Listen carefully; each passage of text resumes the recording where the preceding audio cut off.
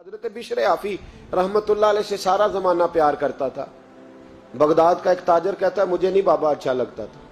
ہمارا اپنا اپنا ذہن ہے نا، ہم کہتے ہیں میں نے جدھر ساری دنیا جا رہی ہے وہاں نہیں جانا، کہتے ہیں کہ وہ بابا مجھے نہیں اچھا لگتا تھا، حالانکہ سارا بغداد عزت کرتا۔ کیوں نہیں اچھا لگتا تھا؟ کہتے ہیں اس لیے کہ بابا نہ صرف فرض مسجد میں پڑھتا تھا، باقی نماز گھر جا کے۔ تو میں کہتا تھا اتنا ولی ہے تو باقی بھی مسجد میں پڑھے۔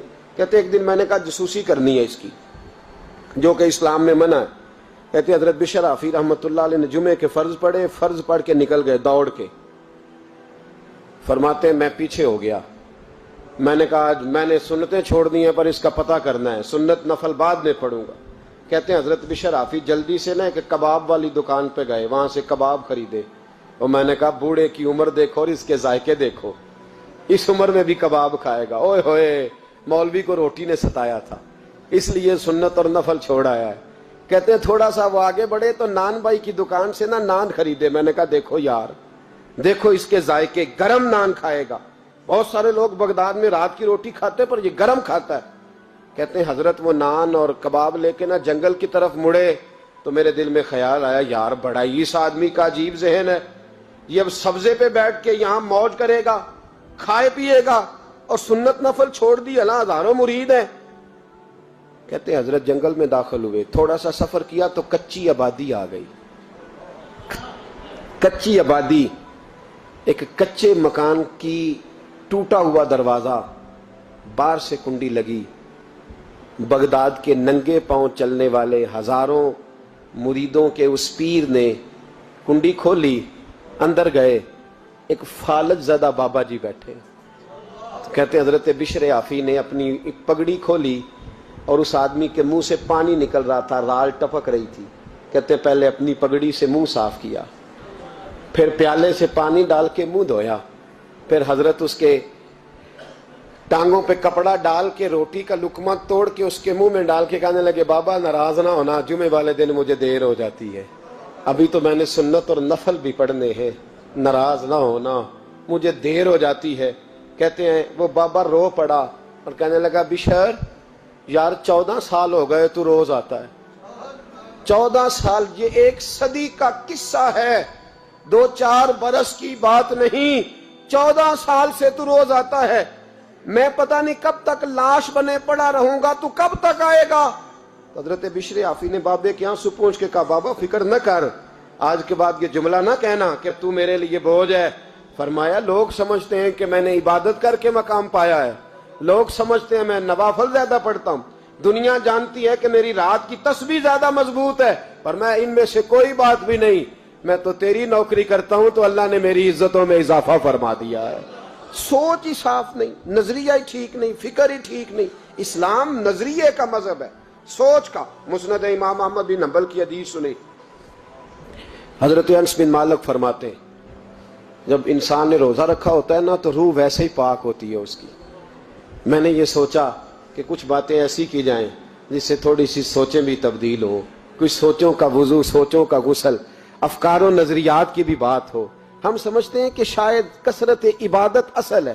اقبال کہتے ہیں یہ ذکر نیم شبی، یہ مراقبے، یہ سرور، تیری خودی کے اگر نگہباں نہیں تو پھر کچھ بھی نہیں ہے، تیری خودی کے اگر، اور پھر عام چیز نہیں کہا یہ ذکر نیم شبی، سویرے شہری کا ذکر، یہ مراقبہ، یہ جو تو گھنٹوں اللہ کی یاد میں بیٹھا رہتا، یہ سرور، کہتے بے کیف عبادت نہیں، سرور والی، یہ ذکر نیم شبی، یہ مراقبے، یہ سرور، تیری خودی کے اگر نگہباں نہیں، اگر تیرے نظریے کو نہیں بدل سکے، تیری سوچ نہیں بدل سکے، تیرا ایمان مضبوط نہیں کر سکے، تیری خودی کے اگر نگہباں نہیں تو پھر کچھ بھی نہیں۔ اور خرد نے کہہ بھی دیا لا الہ الا اللہ تو کیا حاصل، دل و نگاہ، دل و نگاہ، دل و نگاہ اگر مسلمان نہیں تو پھر کچھ بھی نہیں، دل و نگاہ۔ اقبال کہتے ہیں ایک دل کا کلمہ پڑھ، دوسرا نظر کا کلمہ پڑھ، ان پہ پابندی لگا۔ دل و نگاہ اگر مسلمان نہیں تو پھر تو کچھ بھی نہیں، کچھ بھی نہیں۔ حضرت انس بن مالک کہتے ہیں میں حضور کے پاس بیٹھا تھا، حضرت عبداللہ ابن عمر بھی بیٹھے تھے، کوئی بات ہو رہی تھی، ایک حجرے میں بیٹھے تھے، دروازے پہ دستک ہوئی۔ مسند امام احمد میں حدیث ہے نبی پاک علیہ السلام نے فرمایا انس دروازہ کھولو، دروازے پہ وہ بندہ ہے جس کو اللہ بغیر حساب کتاب جنت عطا فرمائے گا، وہ بندہ ہے دروازے پہ۔ حضرت انس بن مالک کہتے ہیں میں نے دروازہ کھولا تو بندہ دیکھا، غریب سا ایک انصاری صحابی، اور بندہ بڑا سادہ، وضو تازہ کر کے آیا ہے تو پانی کے قطرے داڑھی سے بہہ رہے ہیں، اور چمڑے کے جوتے اس نے لپیٹ کے نا تو بغل میں چھپائے ہوئے، آ کے اتحیات کی حالت میں بیٹھا، حضور سے دو چار باتیں کی، چلا گیا۔ ہم اس کا رنگ دیکھتے رہے اور مصطفیٰ کا کرم دیکھتے رہے۔ اس کو حضور نے جنتی کہا ہے۔ کہتے ہیں اگلے دن اسی ٹائم اسی وقت ہم حضور کے پاس بیٹھے تھے، پھر دروازے پہ دستک ہوئی، حضور نے فرمایا دروازہ کھولو، دروازے پہ وہ بندہ ہے جسے اللہ بغیر حساب کتاب جنت عطا فرمائے گا، بغیر حساب۔ کہتے ہیں دروازہ کھولا، اور جیسے ہی میری نظر پڑی، بندہ بھی وہی ہے جو کل آیا تھا، اور انداز بھی وہی ہے جو کل تھا، اسی طرح پانی کے قطرے، اسی طرح جوتے بغل میں، السلام علیکم، کل حضور فلاں بات کی تفصیل پوچھنی مجھ سے رہ گئی تھی، غلطی ہوگی، دوبارہ آیا ہو۔ اس نے اپنی گفتگو کی، چند جملوں میں بات سمیٹی، چلا گیا۔ فرماتے ہیں اتفاق کی بات کہ دن تیسرا، بندے بھی ہم دونوں، میں اور عبداللہ ابن عمر۔ حضرت انس بن مالک کہتے ہیں دونوں بیٹھے تھے، سیم ٹائم سیم ڈے۔ پھر دستک ہوئی، حضور نے فرمایا دروازہ کھولو، اور مسکرا کے فرمایا دروازے پہ وہ بندہ ہے جسے اللہ بغیر حساب کتاب جنت عطا فرمائے گا۔ کہتے ہیں کھل اٹھے ہمارے چہرے، باہر گئے، دستک ہوئی تھی، دروازہ کھولا۔ فرماتے ہیں مجھے یقین تھا وہی ہوگا جو 2 دن پہلے آیا تھا، اور میرے یقین کے مطابق ہی کام ہوا، وہی بندہ تھا جو کل بھی تھا، جو پرسوں بھی تھا، حالت اور کیفیت اور انداز بھی وہی تھا۔ پانی کے قطرے بہ رہے ہیں، اور اس شخص نے جوتے بغل میں دبائے ہوئے خدمت میں حاضر ہوا، بیٹھ گیا، بات چیت کی، چلا گیا۔ حضرت انس بن مالک کہتے ہیں تھوڑی دیر ہوئی تو حضور بھی تشریف لے گئے۔ حضرت عبداللہ ابن عمر مجھے کہنے لگے یار ویسے کتنے اس کے نصیب ہیں، کتنے نصیب ہیں، کوئی آیا لے کے چلا گیا، کوئی آیا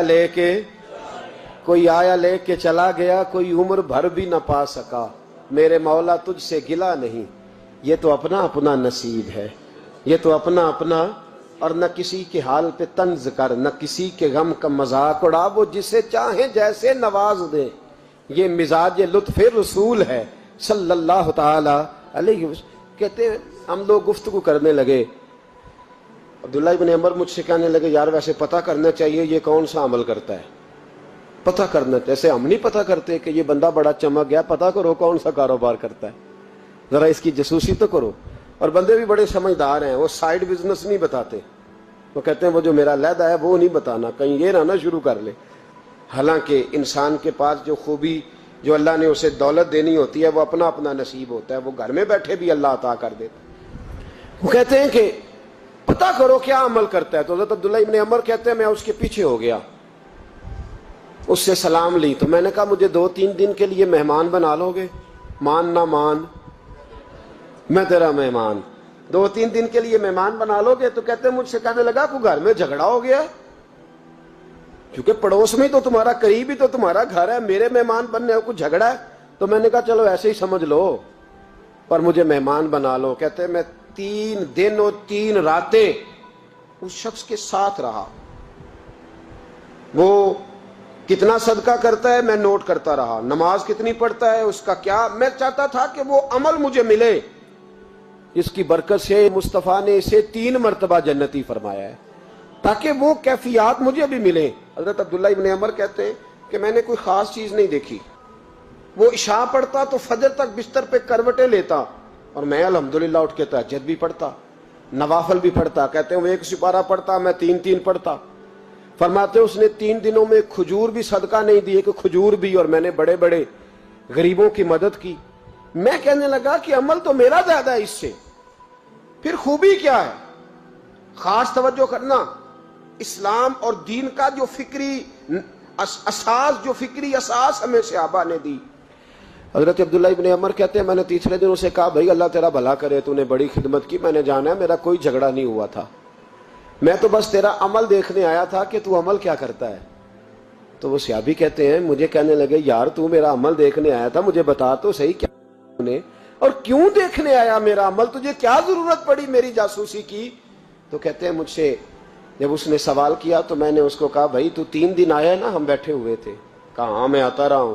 کہا 3 دن نبی پاک نے فرمایا اللہ تجھے بغیر حساب کتاب جنت عطا فرمائے گا۔ تو میں چاہتا تھا کہ میں ذرا جاسوسی کروں، ذرا دیکھوں، کھوج لگاؤں کون سا ایسا عمل ہے، آپ بھی ذرا دھیان دیجئے گا، کون سا ایسا عمل ہے، حالانکہ تو عشاء پڑھتا ہے اور اٹھ کے فجر پڑھتا ہے، میں تہجد بھی پڑھتا ہوں، تیرا سپارہ 1 ہے میرے 3 ہے، کون سا ایسا عمل ہے جس کے سبب تجھے جنت ملے گی؟ کہتے ہیں وہ صحابی کہنے لگے یار کوئی ایسا عمل نہیں، کوئی شے نہیں، میں اس قابل ہی نہیں، من نانم کے من دانم، جو میں ہوں مجھے پتا ہے۔ کہا پھر کوئی بات تو ہوگی، تیری مہربانی بتا دے، میں نے 3 دن 3 راتیں محنت کی ہیں، بتا دے۔ کہتے ہیں وہ کہنے لگے اگر تجھے بتاؤں نا تو پھر سن، میں جب رات کو سوتا ہوں تو اپنے دل پہ نظر ڈالتا ہوں، اور سویرے جب اٹھتا ہوں تو پھر اپنے دل پہ نظر ڈالتا ہوں، موبائل پہ نہیں، کنجی پہ نہیں کہ چابیاں کدھر ہیں، بٹوے پہ نہیں، میں رات کو سوتے ہوئے بھی اپنے دل پہ نظر ڈالتا ہوں، سویرے اٹھتے ہوئے بھی میں سب سے پہلے اپنے دل پہ نظر ڈالتا ہوں۔ فرماتے ہیں الحمدللہ میرے دل میں کسی کا حسد نہیں ہے، کسی کے بارے میں کوئی کینہ نہیں ہے، کوئی کسی کے بارے میں میل نہیں، میں اللہ کے ہر بندے کے بارے میں سوچ، نظریہ، فکر اچھی رکھتا ہوں۔ اور فرمایا میں تیرے بارے میں بھی عبداللہ یہی سوچتا ہوں کہ تو مجھ سے زیادہ نیک ہے۔ الحمدللہ اس وقت بھی میرا ذہن یہ ہے کہ انس بن مالک مجھ سے زیادہ پرہیزگار ہے، اس وقت بھی میری سوچ یہ ہے کہ محبوب کے سب صحابہ میں سب سے کمزور میں ہی ہوں۔ نابد عبداللہ ابن عمر کہتے ہیں میں نے اس کا ہاتھ چوما، میں نے کہا سمجھ آ گئی ہے، تیرا نظریہ، تیری سوچ پکی اور سچی مسلمان ہے، تو دل اور روح کا مسلمان ہے، تو نظر اور روح کا مسلمان ہے۔ یہ سبب ہے کہ اللہ کے رسول نے زمین پر چلتے ہوئے بھی تجھے 3 دفعہ جنت کی بشارت عطا فرما دی۔